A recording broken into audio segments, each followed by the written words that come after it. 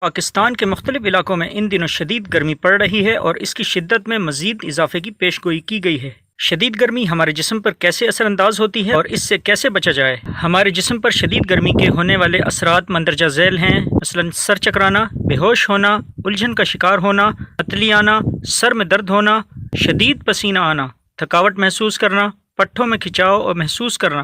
گرمیوں میں محفوظ اور ٹھنڈا کس طرح رہا جا سکتا ہے؟ ڈھیلے اور کھلے کپڑے پہنیں اور سر ڈھانپنے کے لیے ٹوپی پہنیں۔